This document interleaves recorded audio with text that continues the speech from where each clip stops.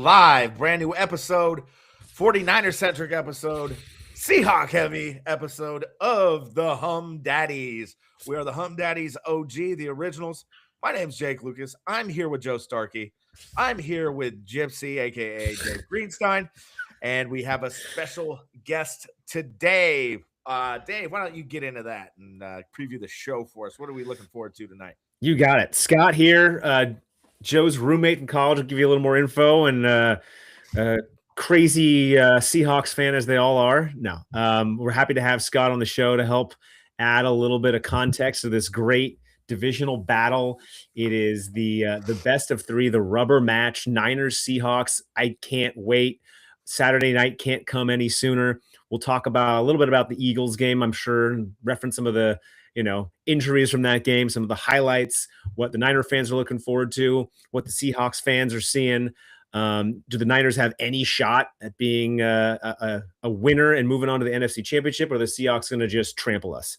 So we'll have a nice long convo about that. We're going to give you a little bit of highlights into the rest of the sporting world. But with that, Joe, introduce our lovely guest here, Scott Henderson. Yeah, my buddy Scott, college roommate, freshman year. We were in the San Juan Capistrano dorm room. I was on the second floor. He was on the first floor. Hit it off quite quickly. He's Scott being from Seattle, me being from the Bay Area, Oakland. I was a big Oakland A's fan, and Scott, big Seattle Mariners fan. I think we immediately got into a battle about who should be the MVP of 2001. And I think the the Mariners had won like 116 games or were in pursuit of doing that. Ichiro was a rookie, and my boy Jason Giambi was clearly the better player that year, but was robbed of an MVP. And so I think Scott and I have been good friends ever since. Father of three. Lives in San Diego, still a big Seattle fan. Seahawks, Mariners, the old Supersonicas. And yeah, man, had to bring him in to talk Niners Seahawks. We still survived. We survived the Philadelphia game, so we get one more crack at the old Sea Chickens. So, hey, Scott, welcome to the show. So glad to have you. I'm fired up to have you, man. Great to have you in here in the Hum Daddies realm. Hum Daddy to the north, Scott. It's an honor. So, Scotty, tell me, why the hell are the Seattle Seahawks 14-3 this year? I thought you guys were slated to win about 8 games or something like that, and it's been a banner year. You got the number 1 seed, home field advantage, looking good. How the hell did this happen? It's mainly just the defense is amazing, and it's good like everywhere. It's like good at all 3 levels and even depth, but I don't think there's like a place you can pick on them, except for unless you got a guy like Puka or something that like they gave a few bombs to some like awesome receivers with big arms, but most games they're just really, really good at defense. Is Puka just the physical presence that kind of outmatches a smaller cornerback? Is that what makes him successsul? I don't know. He's just a freak. But Jigba might be offensive player of the year, Scott. I mean, don't undersell that guy. No. But like, I think it's like the crazy guys that give us trouble. Like they're so sound and they play, I think, a conservative scheme, and then they're always in nickel. But Imanori's like a huge nickel, and he's like a better Darwin James, and they kind of just like he can play all over the place. So they're in nickel the whole time, but they can stop the run really well with their front 7, even though he's not a linebacker. Yeah, they sure as hell stopped our running game the last time we played them.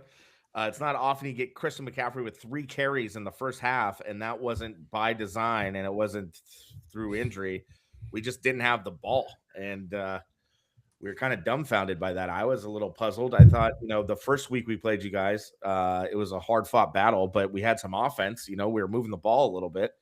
So has your defense has it progressed through the year? Has it improved throughout the year? Is that kind of what's been going on? Yeah, but one thing about that game was Imanori got hurt he was a rookie, so it was game 1, but he also got hurt like in the first quarter. And I think they had another corner hurt. So they had like 2 backups that actually turned out good, but it was like their first game. And there was some I don't know, I just remember like our secondary blew that game. And like even the last play, like Woolen had 2 really bad plays in that game. But then we were talking about trading him, and then like he's a free agent coming up, and then like he's like totally turned around. He was amazing as a rookie, and then he kind of floundered the last couple of years, but like he's back to being really good. Scott, how does sorry, Jake. I just wanted, how do you think you'll use KW3 in this one? Should we be worried about your run game? Has that been a strength? The first half of the year, they didn't run it well, and they were passing really well, and then it kind of flipped, and the runnings turned on, and the passings kind of regressed. Right. But yeah, I think they're going to run it a lot with both him and Chabernay. My fear is that we're going to play the run and just get, because I feel like that's what Darnold kind of does well, is if he's got a single high safety, he could probably pick that off pretty well to that receiving crew. So that would be my fear, is that we're going to try to adjust from what happened in week 18, where Seattle ran on the 49ers very easily, kind of dominated, honestly, and try to switch up that strategy and then get, JSN to pick us apart downfield would be problematic. Because, I think, we could get into this, but the Seahawks seem to be pretty much a solid ship, with maybe one concern, and that seems to be, you tell me if I'm wrong, it seems to be Sam Darnold has the ability to turn the ball over. But that defense, call it an ability. well, that defense seems rock solid. The receiving crew is great. The offensive line, the defensive line, the running game is picking it up. The screen game is looking good. So, I mean, if we can somehow, and we also just don't match up well here, because we'd have no pass rush, just 0 pass rush. But if somehow Darnold feels the pressure and he starts winging the ball, that might be one concern you have. Anyway, Scott, I'm just kind of I don't totally trust Darnold, but I'm not too worried with your defense. Like, I fear like Houston, if we somehow, I guess we beat it. I don't really remember that game that well, but the way their defense is playing, like, I kind of want them to lose, assuming we make the Super Bowl. Like, I'm most scared of Houston on the AFC side. Just because you're already looking to the Super Bowl, huh? Yes. You might as well. You only got to win 2 games. Well, I made that point before. The way Houston and Seattle played the Niners, their defensive game plans were obviously the most superior game plans against the Niners this year. They just drained clock, and it was just first down after first down, moving the chains, ball possession, time of possession. And that's the way you play this Niners defense, because they're a bend not break defense. It probably is better to just milk clock and, tire them out than go for a big play. Although, yeah. I'm just shocked. He's talking about the Super Bowl. I don't know if you guys. Well, I hope all Seahawk fans and Seahawk players thought about the Super Bowl. We're playing the same game, I think, and I just have no concept of being in the Super Bowl. None. Well, I mean, if I were Scott, I would hope his team isn't thinking that way, because you got to take it one game at a time.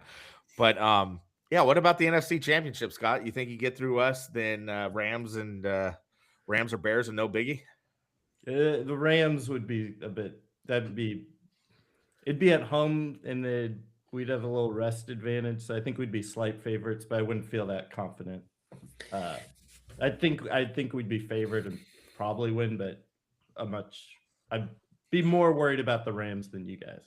But you're more worried about the Texans than the Rams, which makes me think that you could beat the Rams more than the Texans. And so, hey, I have a question for you, Scott. The Seahawks defense this year, as they seem like the beginning of the year, who knew how good they were going to be? Have they come as far as the Legion of Boom? Is this defense more exciting than that one? Do they have the ability to create those turnovers? I think the one thing that's been impressive with the Seahawks season is they never lost a game by more than a few points, by less than a score in every game. And otherwise, they've either beaten the crap out of everybody else or they've won, by a few points themselves. And I feel like the defense has carried them a lot of the way, but I just don't know, are they that impressive and that stout, or are they really just, so, like you said, solid everywhere, and they don't have a weakness, but they're not going to beat you up? I think their D-line's probably better than the Legion of Boom, and then it's almost impossible to beat the Legion of Boom secondary, but it's still very good. And I think the D-line's better than it was though back then. Because you got Lawrence, and then Murphy's been amazing, and Leonard Williams, and they're just all awesome. And I think there's something about having 2 awesome D tackles, and then Lawrence plays the run really well, so it's kind of like 3 D tackles, and then Jaron Reed's good. But I don't know, when you have just multiple, they don't have that one home run sack guy, but certain by games, committee though. Certain games, I don't know about the schemes they do, but there's certain games where one guy will suddenly look like that, and then the next week he'll do a different role or something. It'll be someone else. But I was thinking would I take a, you would think you would take a defensive player from the Legion of Boom if I could just sub him on this team, but I would take an offensive player because the defense is so good already. I mean, I think they're 1 overall EPA or whatever, and they're 2 against the run and 2 against the pass. Yeah. Well, I mean, I wouldn't know what you're talking about because the Niners have a lot of sack stars, a lot of guys. We know. Embarrassment of riches. This is exactly how our defensive line feels, right? This is loaded. I think we have a historically low number in sacks. But beyond that, know what I'm most worried about as a Niners fan? If you guys think back to 2023 when the Ravens embarrassed the Niners on that national it was a Sunday night or a Monday night, Brock versus Lamar for the MVP. That was Mike McDonald's defense playing against Brock Purdy, and he embarrassed the hell out of him. And it was Purdy was on the verge of winning an MVP and then got through those silly picks and had a worst game of his career probably. And then the last time he played Mike McDonald's D, he also looked very poor. So I think this guy kind of owns Brock, and that's the biggest matchup I'm looking at is the Seattle head coach, who seems to be in Brock Purdy's head. What are your guys' thoughts on that one? I mean, this is a Brock put up or shut up game like every other one has been because Mr. Irrelevant is becoming Mr. Irreverence. No one has any confidence in this guy across the entire sporting world. They just undermine him at all costs, except for us who are Niners fans. And so I'm just feeling like Brock has again got something to prove, but he's going to do it. He's going to have to do it against literally the toughest defense he's probably seen since he got his arm broken by the Eagles. So it's not an easy game for him by any stretch to come in here and expect to put up a big point number. It's going to be a little bit more game management, and hopefully the Niners defense set him up to get a few extra, throws, not throws, but more play opportunities because we can maybe get a few 3-and-outs. But if the Seahawks run all over the Niners and Brock is sitting on the sidelines and he's going to go 3-and-out, 3-and-out, 3-and-out, it's going to be a long day for Niner fans. Yeah. It was not pretty in week 18. The offensive line could not control this furious defensive front from Seattle. It was just ugly. And Brock was rushing it, and it was all out of sync. And then you see last week and it looked totally different. The offensive line really held up a pretty good defensive front against the Eagles. So I mean, can Shanahan figure out this Mike McDonald defense? It's a little, I don't think anybody's really figured it out this year. He certainly didn't have a clue 2 weeks ago. So hopefully he's got something figured out. It seems like, Brock really likes to work the middle of the field, if we're honest. That's where he's best. That's where he's best. And I think that's where Seattle's best too. So he's going to have to throw it to the sidelines. And that's, Brock's got a lot of things going for him. I think he's just been awesome this year. But arm strength is not necessarily it. And so he's going to have to reach long passes on the sideline, I think, to get around this Seattle D. So, Joe, McDonald, I mean, Brock's only success against McDonald has been that week 1 game this year, and people have thrown that at me. But do you remember when Brock, like 2 of those touchdowns were thrown into like quadruple coverage? Like 4 men were on Kittle for one play. Right. And he just like blindly threw it in there, and it was the Tonjes touchdown to win it. How about that? Yeah, that was crazy. Totally so you can't get away with doing that again this week. And I just, I hope this is Kyle's chance to make me a believer, out scheme McDonald, because so far McDonald owns Shanahan and owns Brock. It's just facts. I think they've played 5 times versus McDonald and held them under 24 the 5 times. Yeah, not great. Not great at all. Well, no, I mean, and the other thing is, Jake, your pet project is the 49ers running game, getting the running game Brian started. Robinson involved. Yes. Yeah, and one of the problems against Seattle is there's just that little bitch center, Jake Brendel. He can't move anybody. He certainly can't move this Seattle front. And so I don't know. Sometimes they do like little traps or like little tricky screen passes, get misdirection. That seems to work out okay. But when we just go straight up the gut, it does not go anywhere. With McCaffrey, because he's not a straight up the gut guy. Well, I don't even know how it would go with Brian Robinson Jr. because we don't try it. We tried it and he got 6 yards, and then he didn't get a carry again for 2 more quarters.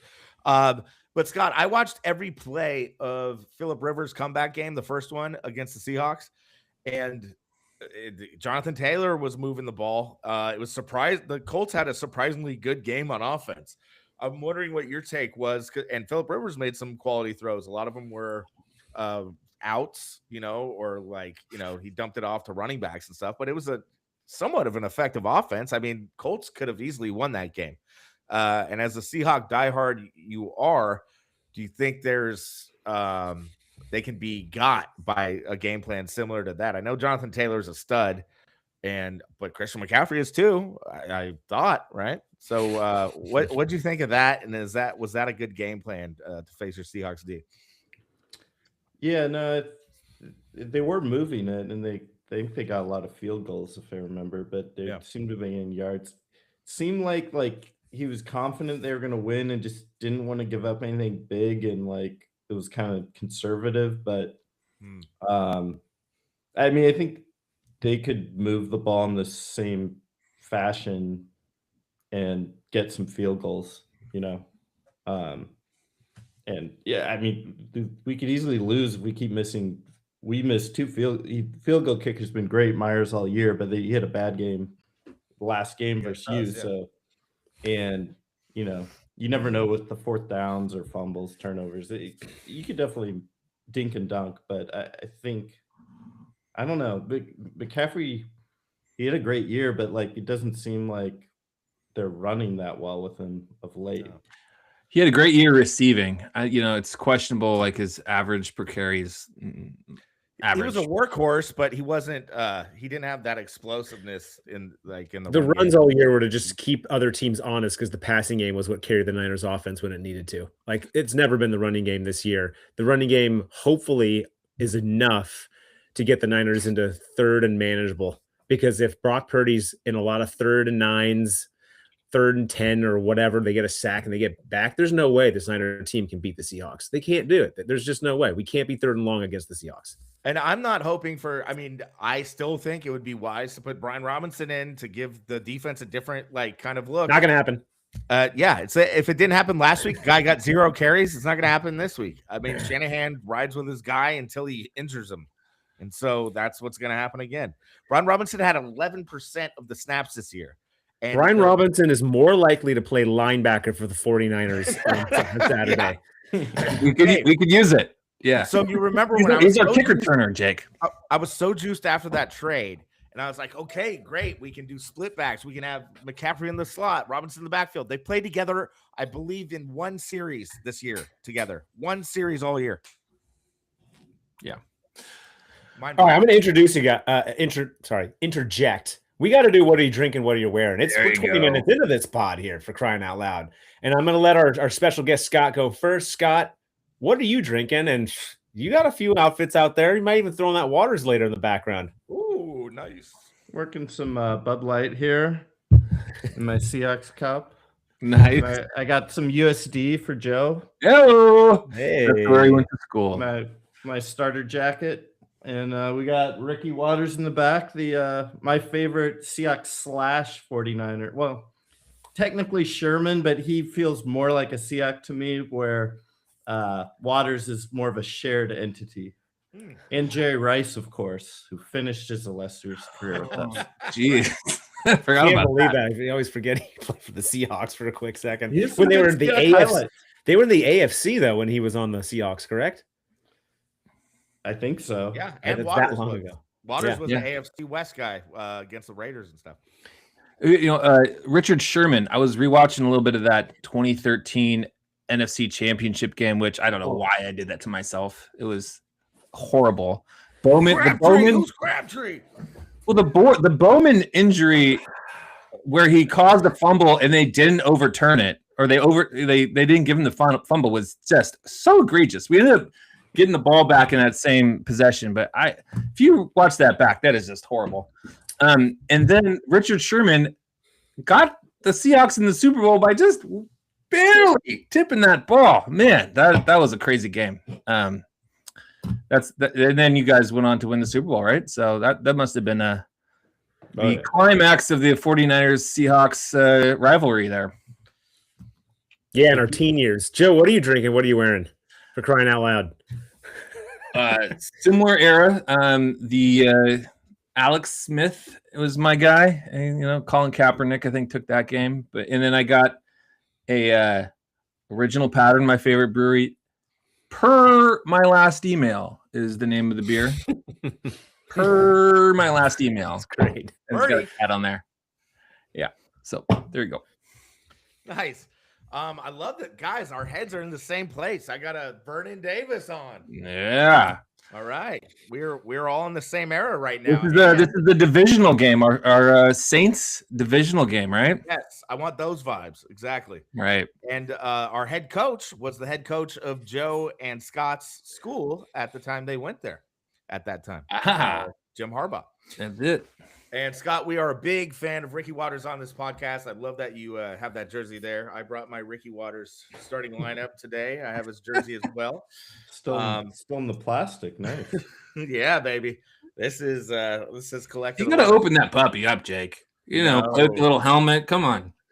No, Mila did that to my Barry Bonds, Bobby Bonds dual starting lineup, and I was very upset.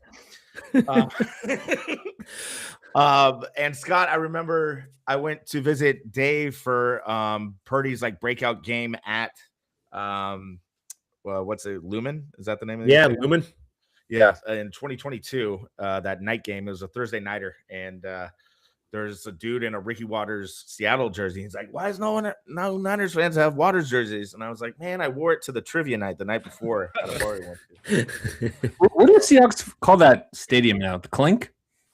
No, I think it used to be Quest.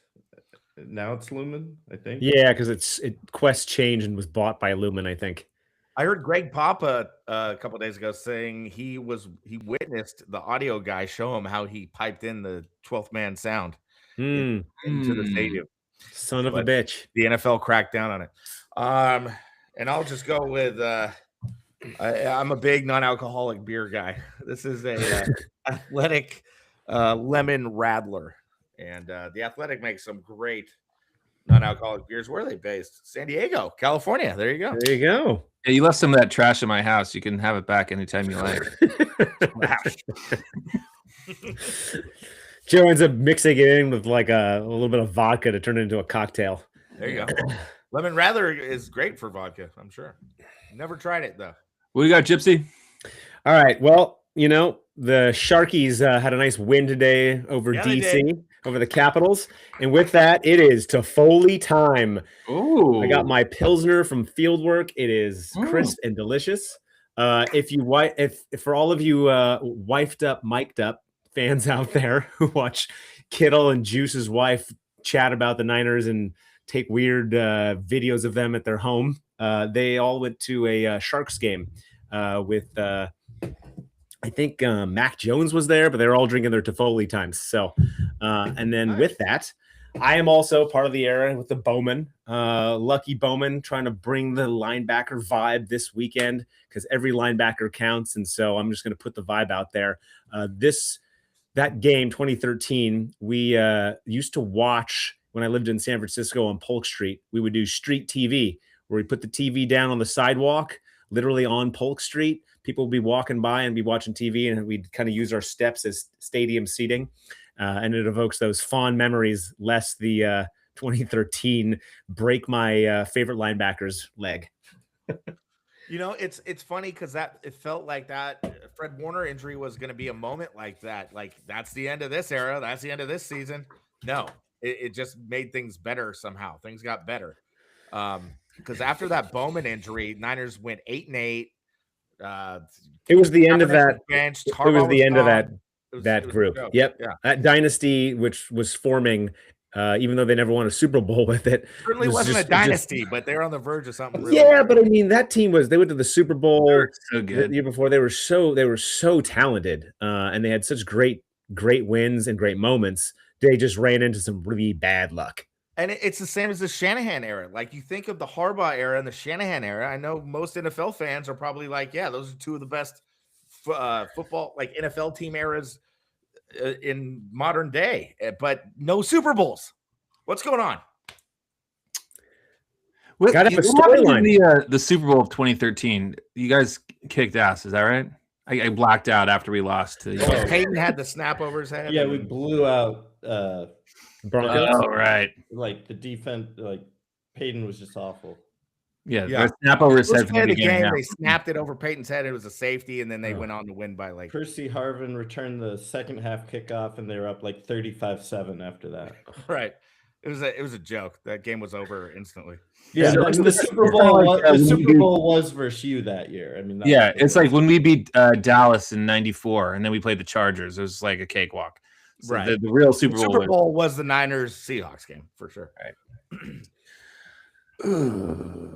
Well, then the Seahawks then went on the next year to come back to the Super Bowl and have that really rough loss against the Pats, which I'm sure, Scott, you probably have not good memories of that.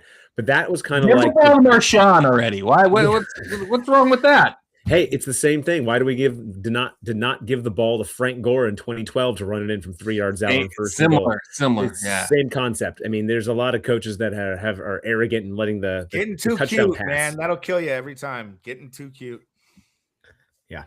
So here we are, Scott. Seahawks on the rise again. How does that feel? We haven't mentioned it on the live pod. We were talking about it beforehand, but Sam Darnold was downgraded to questionable today because of an oblique. But Scott, you have some intel on that? Want to share that with us? I watched that Pro Football Doc guy on Twitter, and he said his concern was a 2 out of 10. He said the left side where it's hurt is actually worse because you get your power, but he said there's no probable anymore, so like questionable doesn't mean much. And I don't know. It sounded like you could shoot it up and you can block that injury. So it's a little concerning though, because I was disappointed in him most of the year for lack of running. He actually ran versus you guys well, but he hasn't run all year. And I was excited about his running last game. Yeah, he was considered a dual threat quarterback going into college, as was Juwan Jennings and Lamar Jackson. Yeah, we haven't had a show since the Eagles game, and I think we need to just bask in that freaking win. What a game that was that we pulled out. I mean, I just thought we had little chance to pull that out.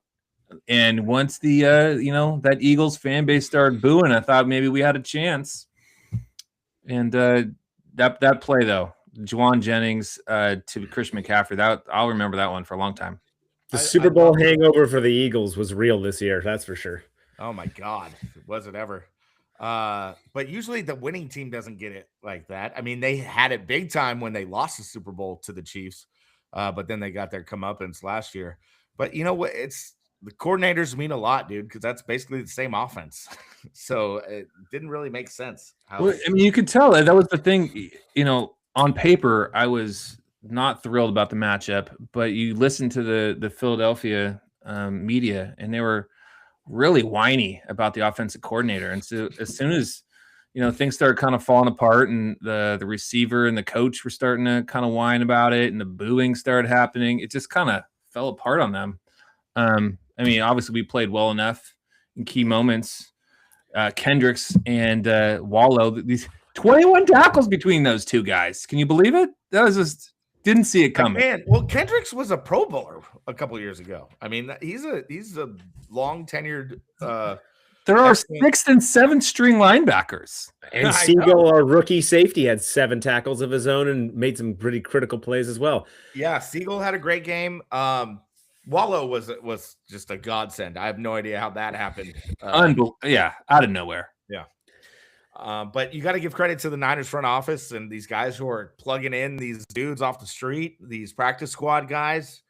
And Saleh, obviously. Saleh's doing a hell of a job. I mean, look how many teams he's kept under like 20 points with this bunch of backups. It's insane. No, he had the defense won that game. We had no business. Seattle, absolutely no business playing that well on defense. Seattle scored 13 against us, and we lost. Well, that game was different. I think that first possession, Seattle went for it on 4th down, 4th and goal. Didn't get it. I think they missed an extra point or a field goal. 2 field goals. Yeah, and one was short. 2 field goals. And I mean, the Seattle controlled that game, I would say. But you know what? Hey, what about that pass to Christian McCaffrey that bounced off him and got picked off? I mean, that goes a little different. We're talking 13-10, and who knows what happens? Would have been a whole different game. Yeah. But, that's the NFL. There's a bunch of what ifs and whatever. But the most shocking thing was in the second half of the Philly game that we were getting 3 and outs like clockwork. That was crazy. Yeah. Like Brock throws that pick and you're like, oh, God, I don't know if we can survive that. No, the second half, the second one in the second half. And the Niners D just gets the Eagles to go 3 and out. Eagles had the worst 3 and out, or had the most 3 and outs of any team in the NFL this year. They were notorious for going 3 and out. No, I understand. You watched that first half. You watched that first half, and they were just running it down our throat. And I just like, wow, what could we do about that? Not much. And I don't know exactly what happened. Did they try to get cute or something? Or Garrett Wallow just took a shot at halftime, but like, I don't know. We were 3 and out. They couldn't run on us. It was weird. There was a point in the first half when 3 points felt like 3 touchdowns. Like it felt like Philly had a complete hold on the game in the first half. And those halftime adjustments, whatever they did to shore things up, was incredible. I mean, Jake, we talked about this earlier this week, which is the Niners had those big chunk plays, which they have not had since the Bears. They have not had since those previous games before the Seahawks. That is the only way the Niners are going to have a chance against the Seahawks. I don't know how they're going to find 20-yard pass plays, big screen passes, or some sort of maybe a draw play picks up 12 yards running, but a big chunk plays against the Seahawks this week is the only way the Niners have any chance whatsoever. They cannot rely on just a bunch of dink and dunks to take them all the way down the field and live on field goals. I don't care whether Sam Darnold goes, 12 of 25 with 3 picks or not. The Seahawks are going to run all over the Niners. We know it's going to happen. We can't stop it entirely. How are the Niners going to win? They're going to have those chunk plays they got against the Eagles. They're going to do it against the Seahawks, but it's a much better defense. Dave, I don't know what you're talking about. We have some slow-ass wide receivers. Where are these chunk plays coming from? Juwan Jennings runs like a 4.8. Juwan Jennings had one. He threw one to CMC. I mean, it's creativity. It's all the trick plays you're going to have in the back of your pocket that hasn't been shown. Marcus Robinson was the biggest. I know. That was the big one. That was crazy. That's who you need to have a chunk play. What? Speaking of wide receivers, what about Ricky Pearsall? Yeah, he might play? I think he is going to play. I think that's he'll play for about 6-7 minutes, and then somebody on the Seahawks defense will crush him, and he'll walk off the field if he can, and never see the field again. Wow. It's inevitable with Ricky. Nice outlook. Great. Yeah, I mean, the other thing Guy's about made of graham crackers. Took a bullet, but he can't like play unless he's 100%. So he did hasn't get cold, he's shot, out. and I'll give him that one. He did get shot through the chest and survive it. Yeah, I'm happy that he's alive. That's great, but he can't stay on the field. That was the most sarcastic "I'm happy he's alive" I've ever heard. I don't know about sarcastic, maybe disingenuous, but yeah, there you go. One fundamental difference between Week 18 and this coming week is Trent Williams is going to play. I think that is something. Who is it? Austin Pleasance. Austin Pleasance is not Trent Williams. No, but he's a feel-good story. I'll tell you that. We got enough of those. Yeah, no, I mean Spencer Burford, who is the left guard, next to Trent Williams, or next to Austin Pleasance in Week 18, just got completely disintegrated. So maybe the dynamic there will shift, and it's a game of inches. I mean, I remember you remember that 4th and 1, Dave. We kind of looked at that closely, where I can't remember who's number 0 on the defensive front for Seattle. He came and knocked our right guard or left guard out of the way, jumped over Christian McCaffrey and disrupted the play, and then went to use check on a 4th and 1 and turned the ball over. Things like that were happening all game long. Game of inches, you make a little change, thing, the game can shift. So I think that game, it looked like a blowout, but we were in the game, and I think that there's still a possibility. I'm not betting on the Niners here, but I think it's not. This is the biggest dog the Niners have ever been in a playoff game. But 2021 49ers wild card round went to Dallas, the NFC East division champ, beat them. This year, Eagles. Next game, Niners went to Green Bay, the NFC number 1 seed, beat them. Niners going to Seattle to play the number 1 seed. I don't know if there was big a dogs in Green Bay as they are against Seattle this week. Probably not, but hey, stars are aligning, everybody, for a little repeat of history. The biggest dog the Niners have ever been since, I believe Joe shared that video, the Redskins game in '83 in the NFC Championship game. Yep. And I wanted to comment on that, Joe. You sent it like pretty close to our show tonight, so I didn't get a chance to really soak it in. But I've heard stories of that game where Montana led this great comeback in the 4th quarter, and they got screwed by the refs. But that's a game worth looking back into. And, it also tells you Montana didn't win every huge playoff game, although maybe he should have won. Well, they were down 21-0 in the 4th quarter, and he brought it back to 21-all. And Ronnie Lott and company got just jobbed. Take a look at these PI and holding calls. There's 2 of them. They may have won the game otherwise. And, anyway. Scott, what are your thoughts on Dan McGuire? Dan McGuire? The quarterback? Yeah, I played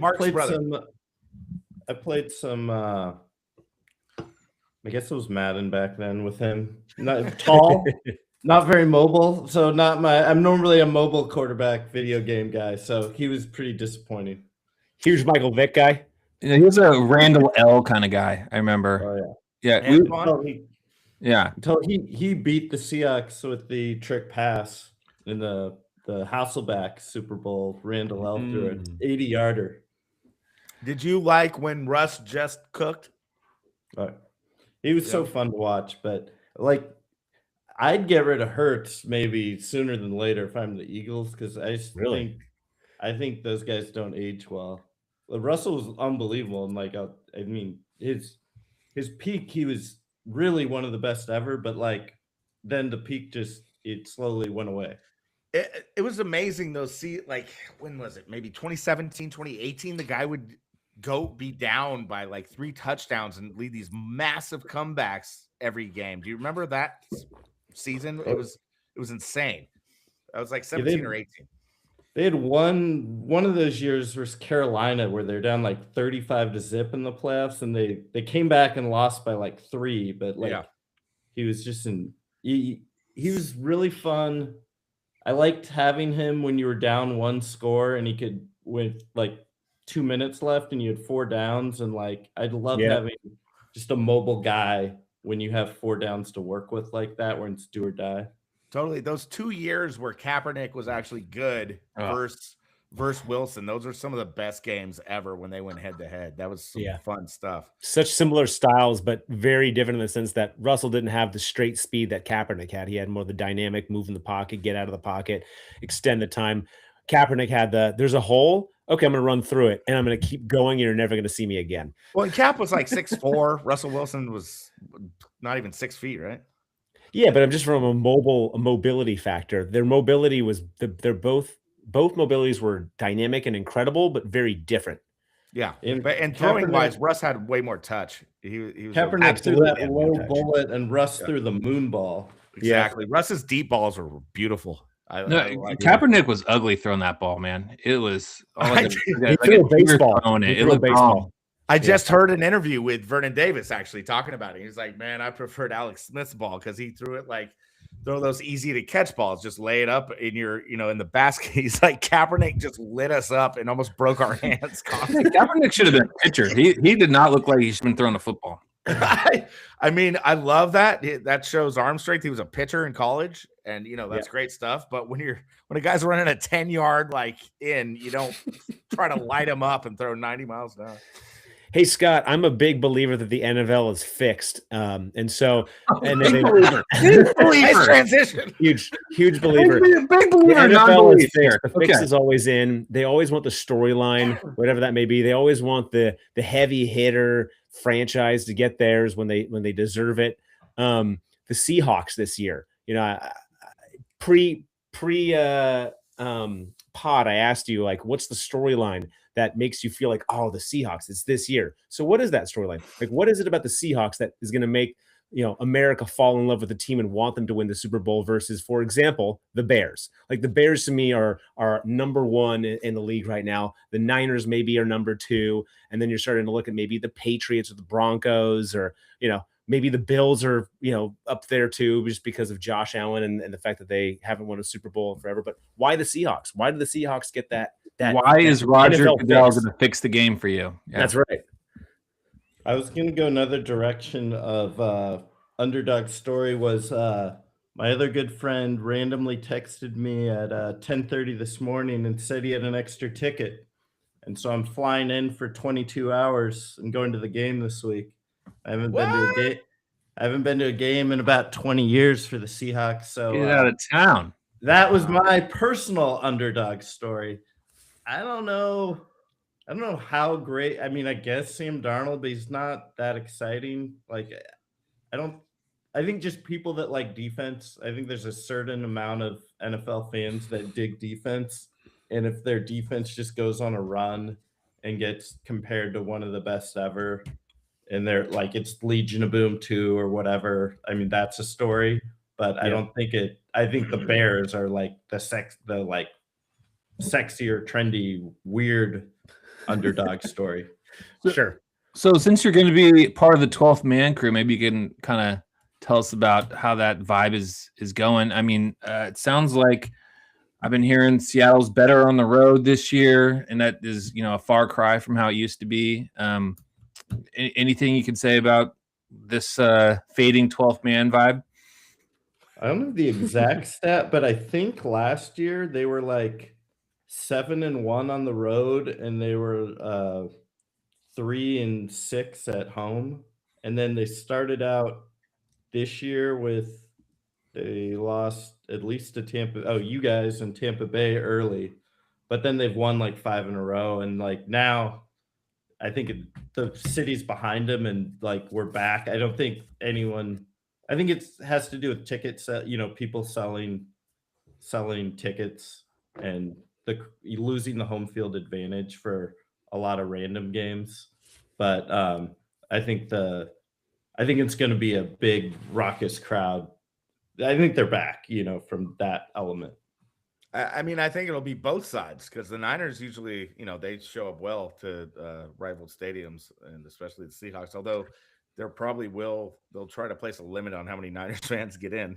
I think with resale sites, they, check area codes and zip codes with credit cards. They claim they sent some fixes in.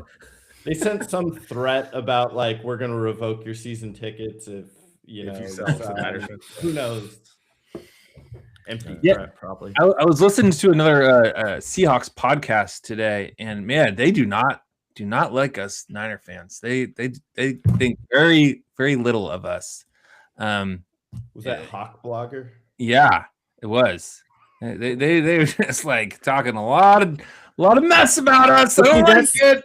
Joe, that's the weird thing. It's very passive aggressive. They'll do it on a pod, but when Jake and I went to that stadium and wore our Niners gear, they was the nicest fans I've ever met. And I used to work for a couple of years up in the Pacific Northwest in Seattle, and people are just generally very kind. Maybe behind my back they were spitting on me. I don't know, but it's the Pacific Northwest, guys. I mean, it's like there's a lot of chill vibes up there, and a lot of outdoor people like to go skiing, mountain biking. Sports are kind of like a side thought. So Definitely like to go skiing up there. Yeah. Well, yeah, I think that's right. Very nice to your face, but they hate your guts when you walk away. You're passive aggressive, Dave. They don't like you. Dave really made himself at home there. He made his way into a VIP suite at Lumen, and invited me in, and we made friends with a bunch of Seattle people. We're just like, yeah, it was great. At Pike Place and drinking Starbucks, just having a good time. Once it was the fourth quarter and the game was, game set match, we decided to do a little tour of Lumen Stadium and see all the facilities and all the people. Gosh. Yeah, would you just like to go with Scott to the game and put on some blue? Yeah, I think we might need to make our way back up there, Dave. I mean, it's not too late to get a ticket. No, We're it's a little late. We're 1-0. We're 1-0. And the night before the game, we went to this like Niners takeover of a pub and played. I placed second place in Niners trivia. That was pretty impressive, Jake. Yeah, they did. The trivia game was name a Niners player, and the first person the person was survival. Whoever lasted the longest won. And 55-man roster. It's current roster. Yeah, you'd expect to stick around for a while, and Jake played it well. I did. I kind of kicked myself a little. I think I could have finished first, but that's neither here nor there. So I want to play. This just came to my head. But Scott, I'm a big fan of football history, NFL history. So is Starkey. Dave, to a lesser extent, I'd say. Dave. I want to know your top 5 Seahawks of all time, Scott. Sherman, Cam Chancellor. Okay. Sean X. He get the MVP. Yeah, Sean Alexander. Oh yeah, he was He awesome. briefly had the TD record, and then LT took it from him 1 year later. Right. Yeah. Won me my first fantasy football championship, I believe, Sean Alexander. What about Thomas? Earl Thomas. Joey Galloway. Earl ended kind of on a bitter thing, flipping off Carroll. Yeah. I was always a Carroll guy. It was time to go. I was happy, and we made a great move here, but I didn't appreciate. Okay. How about some Marshawn action, Scott? Can I get some Marshawn? I want Joey Galloway. Ooh. I'm trying to think of an old, obscure guy. Who's there? And is Ricky number 1? And I'd say Witherspoon from the new branch. Big fan of Witherspoon. And let's go Michael number Bennett. 30. Number 32. Well, actually, my when I was a kid, let's go deeper. I liked Andy Heck, the offensive lineman. Okay. Now OC coach. His son's in the league. Wow, what the heck? And Joe Nash, a big white nose tackle. I was a fan. I like your defensive prowess, Scott. I'm a big defensive guy as well. They don't get as much love, and certainly the NFL doesn't give a shit if you're winning championships with a great defense. I'd say the most dynamic, most impressive defense that won a Super Bowl was probably the 2001 Ravens with Ray Lewis and the rest of that group. Is the Seahawks, are they primed to become that next level, or are you? Have you heard of the '85 Bears, Dave? I mean, I've heard of the '85 Bears, but I mean, that's we're talking 40 years ago plus. So like, Legion of Boom. I think they have the 2 best. It's the 13 Seahawks and this Seahawks, or the 12 Seahawks, whatever year. You put them above the Ravens of 2001. Well, recent and then recent here. Yeah. Gotcha. 85 it's Bears. those 3, I think, though. of this century or whatever. Most impressive. I forgot Doug Baldwin. I love Doug Baldwin. He has to be in my top 5. Oh, That's a yeah. good Big Doug Baldwin fan. Yep. I respect that. Apologies to Doug. Yeah. Apologies to Doug. Dougie B. Not just, but Baldwin. Okay. Well, so are you a Padres fan or a Mariners fan? Mariners. I stuck with all Seattle. Although I'm in this really gimmicky fantasy league where you pick 15 different sports and you get a team and there's a playoff 15? thing. Like everyone is a Major League Baseball team and you can take the field and get all the rest. And it's just all how they do in the playoffs. And I did get the Padres for next season, so I'm going to jump on the bandwagon. But who's your English Premier team? I don't invest a lot. I have one, but I'd have to look it up. I don't memorize that. I mean, I get dry about 8 sports. How do you get to 15? We get. I target women's volleyball very early every year. They're a very predictable sport. I got second this year with Pittsburgh, with Kentucky. But we go pretty deep. Women's volleyball, nice. UConn women's hoop. UConn women's hoop. Scott and I, when we were back in college, we would just kind of make up shit all the time. All these random fantasy leagues. We would play. We were talking earlier. We're playing FIFA video games, the soccer game, and we'd come up with a team called the Witches. And it was just all the kind of like old washed up guys that were legends, and we just we put them all on a soccer team. So we had I don't know. Do you remember Scott? Do you remember this? Oh yeah, The Witches. How to describe it though? It's not the best players. It's like kind of the freakiest players with usually very athletic or one crazy skill, and they do it past an age that normal humans can do it. Right. But like as an example, Westbrook wasn't on the team at the time, but like he's a witch because he's just like a physical freak. He runs harder than everyone. He might not be the absolute best player, but like our concept was like if we could make all these great athletes just focus on soccer their whole life, who might succeed. And then we kind of got away from soccer, but you'd be like, oh, Westbrook if he was a center forward. Oh, but yeah, fantastic. To get the concept, like Chris Paul is not a witch. Westbrook is a witch. There may be some people might Russell say, or Brian, or I'm thinking Russell. Many people might say Chris Paul's the better basketball player. It's close, but like, gotcha. Westbrook is a freak. He's a witch. Paul's just like a very good, tactician. very skilled, smart basketball player, but he's not like a freak.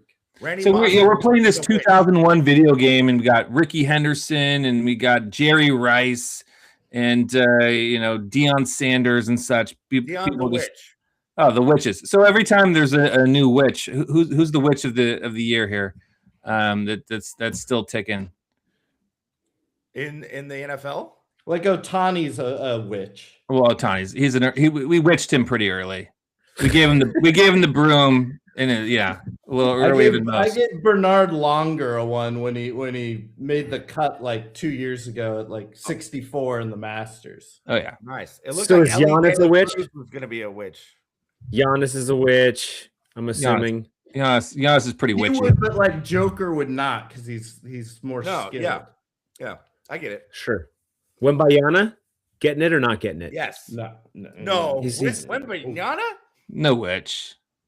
What? He's more skilled. He's an absolute freak.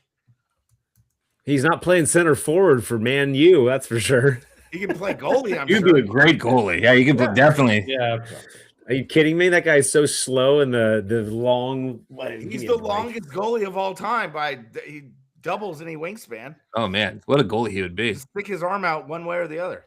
Yeah, it would just go through his fucking gangly ass. That's nice. All right. Pulled an Ardavon Daveron for you. Hey, I heard you got a pack of cards there, Jake. Or do you want to talk a little bit about the MLB and what's gone on over the yeah, Kyle Tucker's a Dodger. So after this podcast, I think I might end it all. The Giants have made no moves, and the Dodgers are now the rich getting richer by, more than any other team in history, probably. Is Jonathan Kuminga a witch or just trash the Warriors are trying to dispose of? That guy's just fucking trash. Sorry. So Jonathan Kuminga is demanding a trade. I want to make a public apology to Juwan Jennings. I kind of grouped Juwan Jennings and his contract kind of whininess with Jonathan Kuminga, and I feel really bad about it now. It's okay. You can trade Ayuk for JJ right now and throw him in with Kuminga on the get the hell out of town. I just want to apologize to JJ. He's such a badass. The way you've been playing. Thing was out of character. He's always been known to be a team guy, plays hurt, blocks his ass off. And then when he started holding out for extra money, it seemed like an agent. Yeah, I think so too. And so that really messed his reputation up for a while. But guess what? When every other receiver falls off and you ball, then you're back, baby. All right, I'm going to open up a pack of cards as we do sometimes here. Is this a current? Yeah, this is new stuff. Panini, Absolute Football. They're a sandwich. I don't know. No, it's the name of Dave. That sounds good right now. I want a Panini. Scott, so you're in your buddy's son's studio, who also has a channel, right? Oh, I think we lost Scott there. All right, Scott went full pixel. He went full slender. All right, first card. We're doing modern NFL. This is 2025. Can't believe they still make cards. All right. Let's see. Okay. Njoku, solid tight end for the Browns. Who's next? Oh no. No, well, Patrick, get the hell out of here because I got an ACL tear. Get that. We don't need that. Wow, he was on the cover too. All right, see you later, Scott. Thanks for everything. Go Niners. JSN. Let's hope he doesn't kill us this coming Saturday. Alvin Kamara. These are all just stars. This is crazy. Well, that's all you're gonna want these days. That's all kids. That's all the kids. No, you got to wait 25 years. Expensive. Jake Ferguson, stud tight end. You just like the name. Loves tight ends. Jake has a thing for tight ends. Tyreek Hill. He has a thing for tight ladies' ends. Theo Johnson. Your boy Dak. Joseph's favorite quarterback in the league. Dak. We're going to do the thing that we don't want to do, which is we're going to do predictions right now with Jake's opening cards. Chuba Hubbard. I like Chuba a lot. For this weekend. And we're not going to just do it for the Niners. We're going to do it for the full NFL playoff suite of divisional battles. Has anyone heard of this guy, Alec Manoa? Ayahuasca? Who? No. All right, Joe. Do you want to take you down the list? Jason Taylor. Are you ready? This is a surprise. Take me down the list. Here we go. Scott's back. Scott, we're going to do. Oh, okay. All right. Star-studded. Scott, we're going to do our divisional picks for the NFL playoffs. Dylan Gabriel. I'm going to need you to give me your pick and a score. Ready? We're going to go around the horn here. Broncos, Bills play the early game on Saturday. Broncos, Bills. That's a pretty tough one. I'm going to give you right now, the Broncos have a slight edge at -1. Scott, just rejoining the group. What do you got? 31-27 Broncos.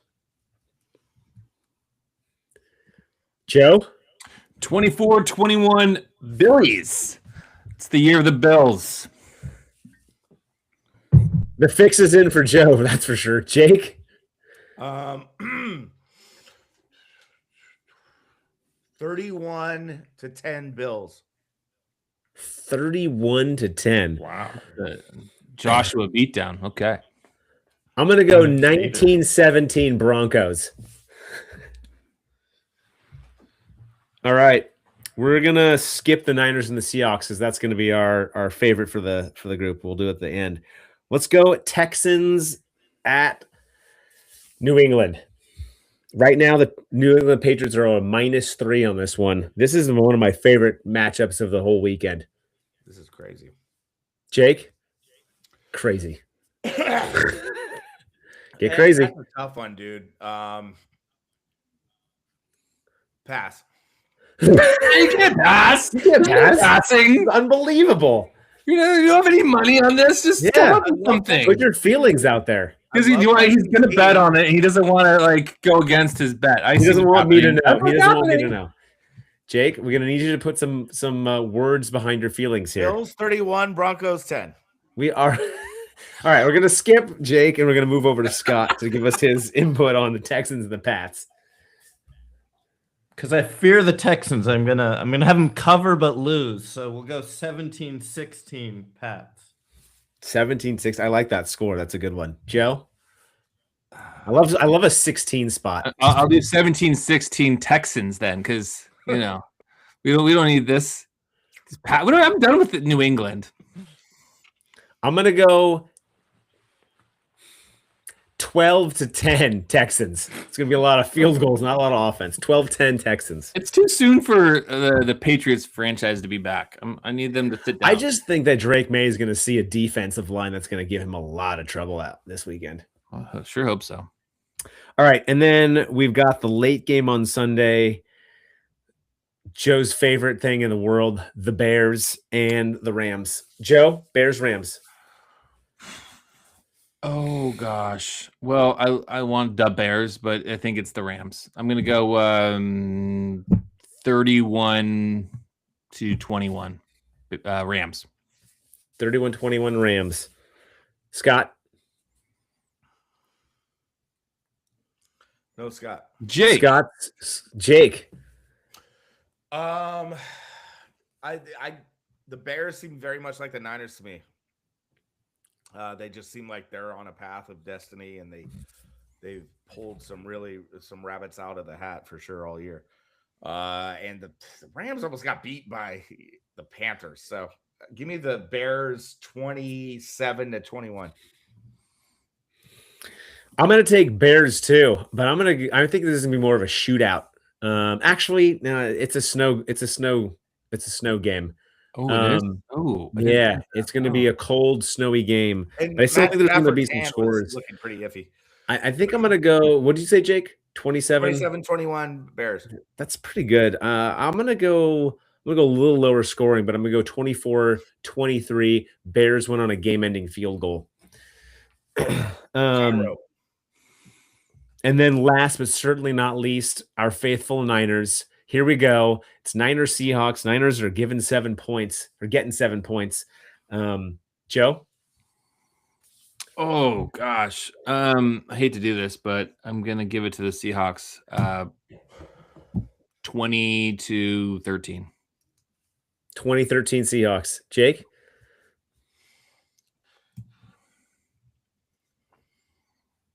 I'm 17-13 Niners.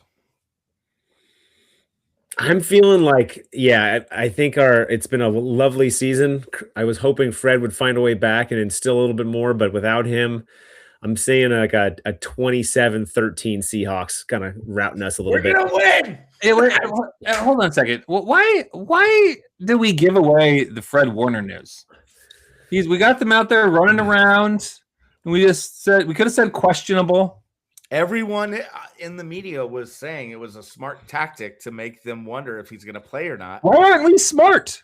And then why did you rule him out instantly? So stupid. We could have lived rent-free in the Seahawks' heads. They were game planning for him. That's all they were talking about in their stupid podcast. In their practices, they were game planning to play Fred Warner. Who broke the news? Was it like a Shanahan press conference? Like where did the ruled him out today. Yeah. And stuff. Fred Warner's out and stuff. Oh, maybe I should have said that stuff. He's out. Why would we do that?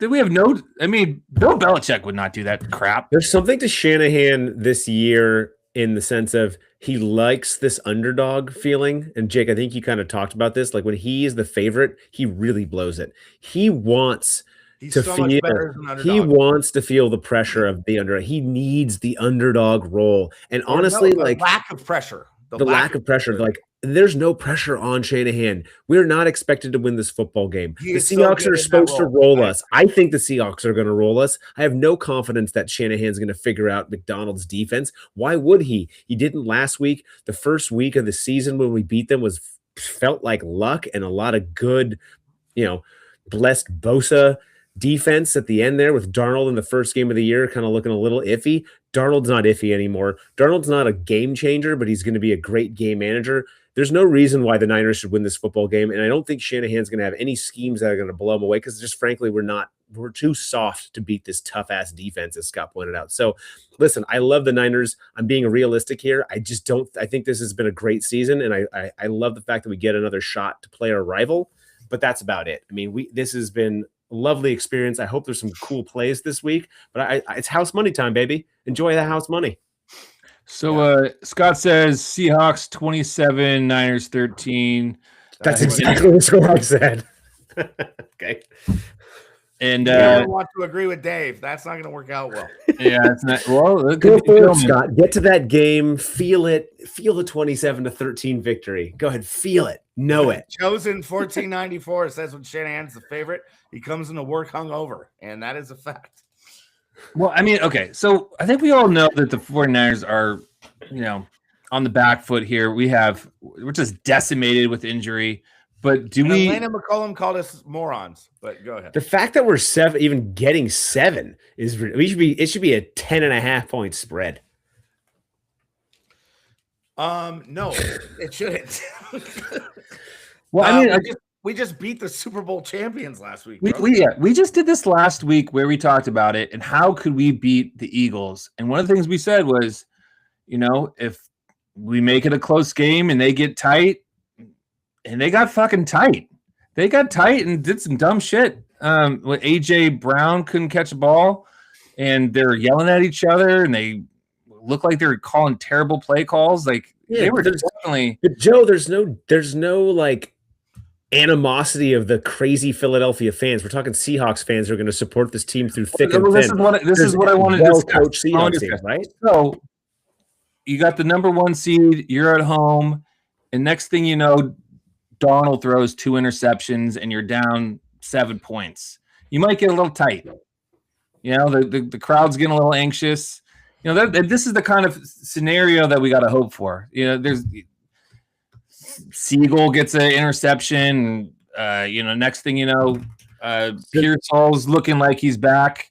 Yeah. Get a couple first downs. I mean, these things can snowball and happen. I would not be shocked if we can make it a game in the first half. I wouldn't expect it. Joe, it was 8 out of 10 chances the Eagles were going to probably win that football game. We were hitting 200. We got a base hit when we needed one. It's probably more like 8.5 to 10 with the Seahawks. There's a path for the Niners to win this game, and it's going to be through turnovers, good special teams from the Niners, bad special teams from the Seahawks. The Seahawks defense, I don't think is going to all of a sudden be a letdown. That's going to be their solid point. Well, but we also learned something last week, Dave. Our defense is not as bad as we thought it was. We got a couple linebackers that can play ball. I mean, honestly, Kendrick's pretty freaking good. Are we not that bad, or is the Eagles' offense and offensive coordinator so inept that they just pretty much don't have anything to cancel out a defense that can recognize a play? I mean, they're still NFL players. Saleh, the Niners have not gotten blown out all year with this defense. And I mean, there's something to be said for Saleh. It's been but not break all year. Yeah. So there's nothing to take away from. It's not that the Eagles are inept. They're not maybe as strong coaching wise as last year, but there's something going on with this Niners defense that it's like next man up. And we've been saying it all year, it's bend but not break. And we've been saying it all year, and it's working almost every game. So there's something to be said for that. Yeah, and I feel like we kind of do a little better from this underdog thing. We got there's a lot of special things happening. We got like full buy-in from this team right now. Everybody is doing the next man up, no ego, and Shanahan's got to be looking at that Week 18 film, figuring out something. on offense. And we see Trent Williams, like, inspiring the younger dudes. And, he's this badass future Hall of Famer, big stud. And there's, he kind of has that youthful kind of gleam in his eye and joy. And there's a lot of positivity brewing. Yeah. You get those negative personalities out of the clubhouse. You get Debo. I mean, he did some positive stuff, but at the end, I hear he was very negative, like behind the scenes too. Yeah. It's a play for your brother mentality, which I love. Yeah. And I think that's what makes this Niner team special. And so I don't give a shit whether they win or lose. This season has been very enjoyable. Oh, it has, but I think it can keep going, dude. I think there's a viable chance it keeps going.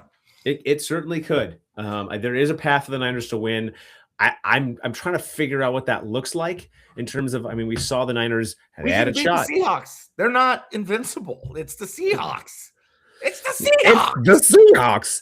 Listen, Jake, what's your path? Tell me how the Niners are going to win this football game. I know you run the ball, run the damn ball, but like seriously, give me like a little bit of a. Christian McCaffrey is getting 1 or 2 yards a carry. Either run Brian Robinson Jr. or run some smart short pass plays. I also thought Juszczyk was going to play a bigger role in the passing game against the Seahawks, but guess what? He ended up doing that against Philly, and he was a huge weapon. If you remember, I bet player props for Juszczyk against the Seahawks. He got 1 catch, and then against Philly, he goes off. So I saw that coming, and I want him to be in the game plan, and I want Jake Tonjes to be in the game plan.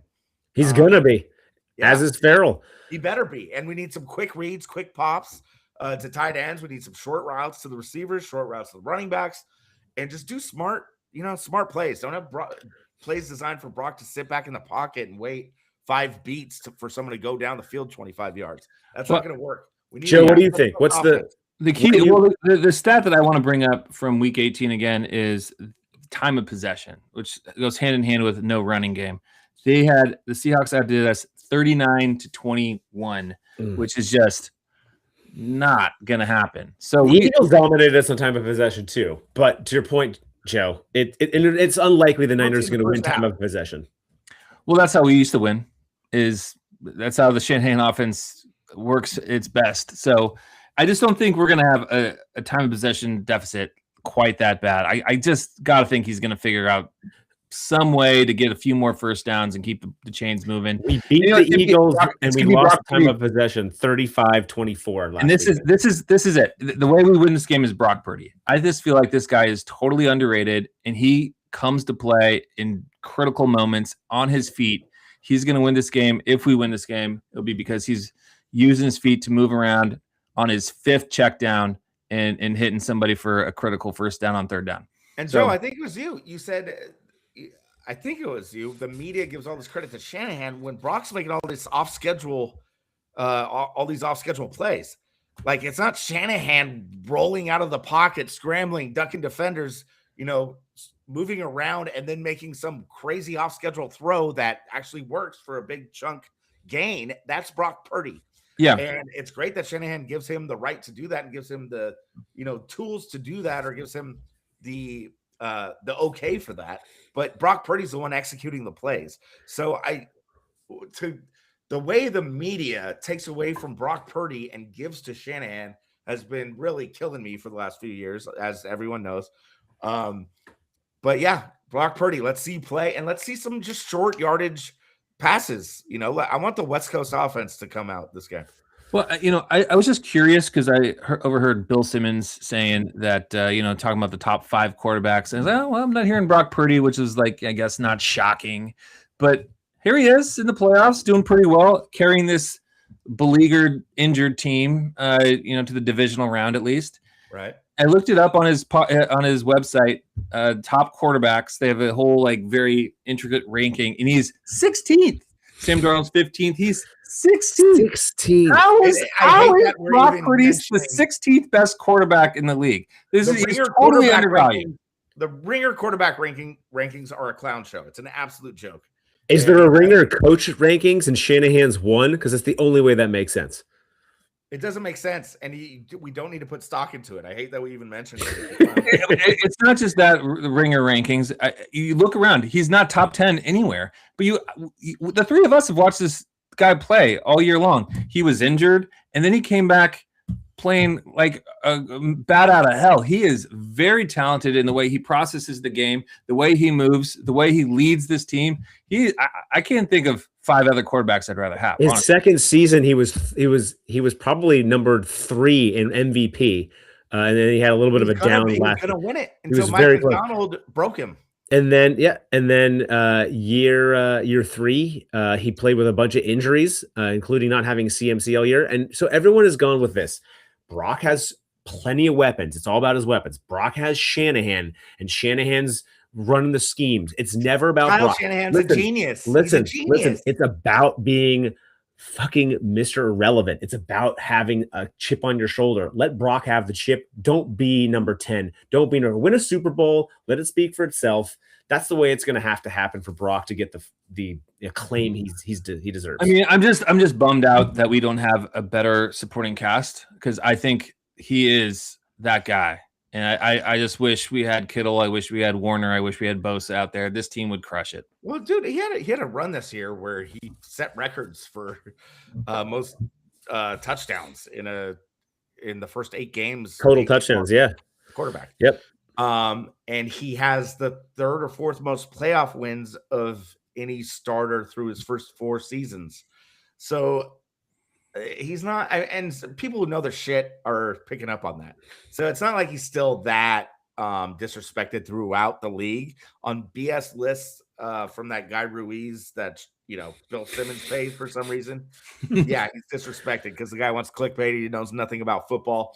Keep telling me I know nothing about football. But Cam Newton says he's a game manager. He's a game manager. Number 3 on his list and Purdy's 16. It's just that list means nothing. I can't believe you brought that back into my life. It ruined my happiness in 2023. So I got away from it. I talked to you guys about Graham Cracker, Ricky Pearsall. But if I will say there's one potential X factor in this football game, because Ricky Pearsall in the beginning of the season was connecting really well with Brock. If he can fill the George Kittle gap, make some of those big plays, get some of those safeties to have to pull a little deeper to cover the Ricky Pearsall deep ball. If a couple of those hit too, because there was, if you remember, game 1 against the Seahawks, it was a huge Ricky Pearsall pass that set him up for the Tonjes touchdown.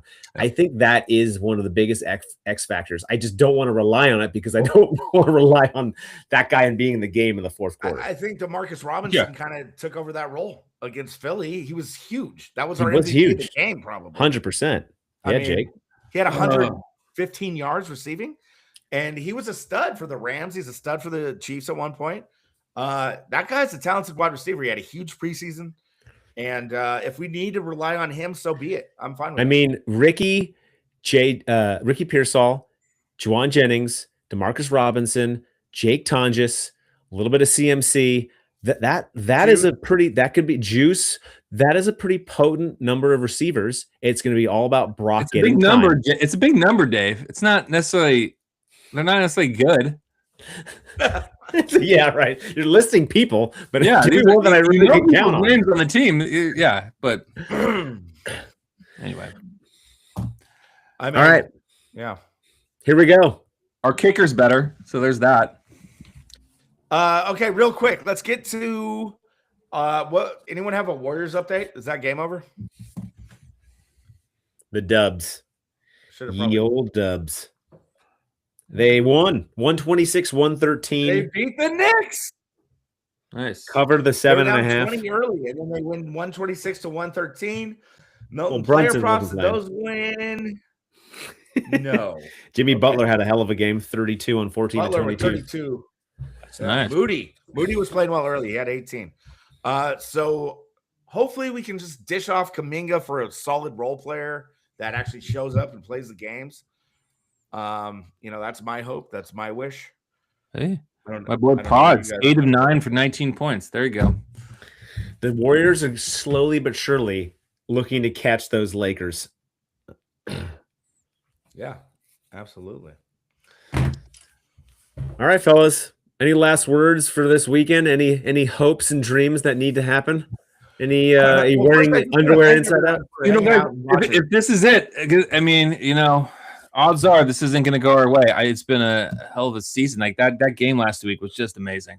This team really play their ass off this year. It was fun. Yep. And I want to, as much as I love Niners playoff wins, it's funny because the Giants now, I'm happy with just making the playoffs and maybe winning a series or something would be amazing. The Warriors winning last year against the Rockets in 7 was amazing, and because they've had so much recent success that feels like a huge win to me. Warriors winning a playoff series, huge. Giants winning a playoff series or just making the playoffs, it's huge. The Niners are so hungry for a Super Bowl. They're such, they're one of the biggest organizations in the history of sports. And the fact that we haven't won in 31 years makes it Super Bowl or bust to a lot of fans. And unfortunately, I have that mindset. So I'm not going to be satisfied until we, take it home, man. Well, we have the most playoff wins of any NFL franchise now. 40. Yeah. 40 wins. And make it 41. Shanahan has won 11 consecutive wild card and divisional round games. So that's pretty impressive. It's been a while since the Niners didn't make an NFC championship game when they've made the postseason. So let's keep that ship moving. Go Niners, baby. Go Niners. And go Hum Daddies. Hey, and listen to all those fans that are still tuning in the public chat and elsewhere. We are planning an AFC NFC championship live podcast at Kingfish. More details to come on that at our next podcast. Or if you listen to Heat Check, like and subscribe. And by the way, we didn't do this, but hey, can I get a shout out for a little Simon Knight at Edward Jones? It's late. We'll make sure to get him in the show notes for sure. Simon Knight, you can reach him at 510-365-2371. Our lovely sponsor who's coming in and supporting the Hum Daddy since day 35 or month 12. I can't remember, but hey, Simon Knight, XA, big dude out of Colgate, played hoop, and now he's running financial services under Edward Jones. Again, that number is 510-365-2371. Go get your financial services served. Simon Knight. Yes. And guys, thanks for everyone who's tuning in and chatting. Please subscribe to the podcast. Like the podcast, subscribe to the podcast. We're on Instagram, Hum Daddies. And Heat Check. Checking us out. Heat Check on Tuesday. Heat Checks on Tuesday. We got this show, the original Hum Daddies, on Thursdays. Hopefully we do another Niners preview show on Thursday with these Hum Daddies. Expect, if there's a Niners win, some very ecstatic shorts coming your way off of Jake Lucas's cell phone. Sure. Are you going to make Ian's house, Joe? TBD. Ian, you're having a party. Maybe I'll be there. Yeah, that'd be nice. Ian's house, by the way, Martinez, California. The